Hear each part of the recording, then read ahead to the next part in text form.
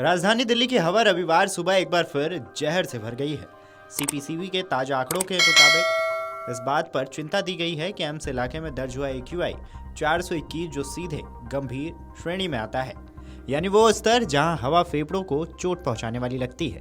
खबरों की माने तो सुबह के धुंध में घुला हुआ धुआं अब स्मॉग बन चुका है और नतीजा आंखों में जलन, गले में खराश और हर सांस में धूल का स्वाद नजर आ रहा है। दिल्ली के अलग अलग इलाकों से जो आंकड़े सामने आए हैं वो सिर्फ चेतावनी नहीं बल्कि खतरे की घंटी है। चांदनी चौक 414, RK पुरम में 421, रोहिणी में 415 और पंजाबी बाग में 403 AQI पहुंच गया है। NCR के ऊपर मानो जहरीली चादर तनी हो। सर्दी की दस्तक के साथ ही प्रदूषण ने एक बार फिर राजधानी को अपने गिरफ्त में ले लिया है।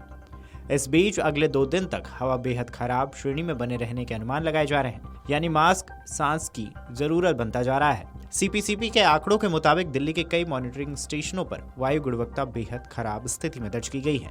आनंद विहार की बात करें तो 298, अलीपुर की बात करें तो वहां 258, अशोक विहार में 404, चांदनी चौक में 414, द्वारका सेक्टर 8 में 407, ITO में 312, मंदिर मार्ग में 367, ओखला फेज 2 में 382, पटपड़गंज में 378, पंजाबी बाग में 403, RK पुरम में 421, लोधी रोड में 364, रोहिणी में 415 और सिरी फोर्ट में 403 AQI दर्ज किया गया है, यानी राजधानी का लगभग हर इलाका प्रदूषण की गिरफ्त में है।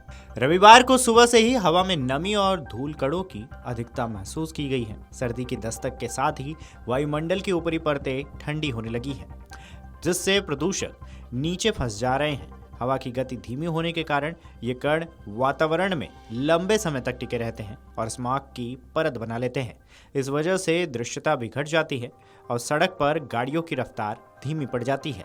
CPCB की रिपोर्ट में बताया गया है कि शनिवार को हवा उत्तर पश्चिम दिशा से लगभग 8 किलोमीटर प्रति घंटे की रफ्तार से चली थी। इस बीच अधिकतम मिश्रण गहराई 2500 मीटर और वेंटिलेशन इंडेक्स 15,000 मीटर प्रति वर्ग सेकंड रहा है।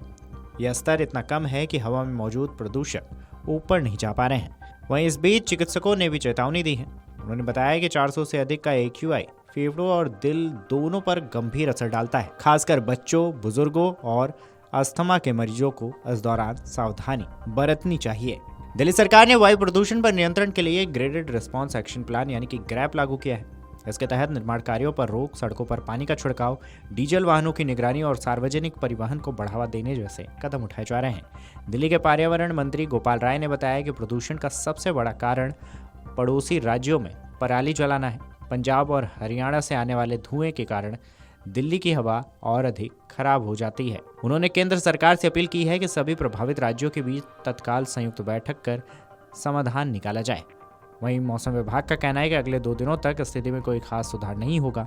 हवा की गति धीमी रहने और तापमान में गिरावट के कारण प्रदूषण बढ़ सकता है। अनुमान है कि मंगलवार तक हवा बेहद खराब श्रेणी में ही रहेगी।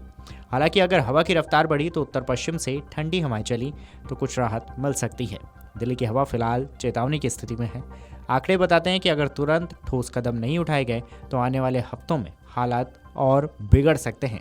इस खबर पर आपकी क्या राय है, हमें कमेंट करके जरूर बताएं। Video desk amarujala.com। अगर आप ये वीडियो YouTube पर देख रहे हैं तो हमारे चैनल को सब्सक्राइब कर बेल आइकन दबाएं और Facebook पर देख रहे हैं तो हमारे पेज को लाइक करें।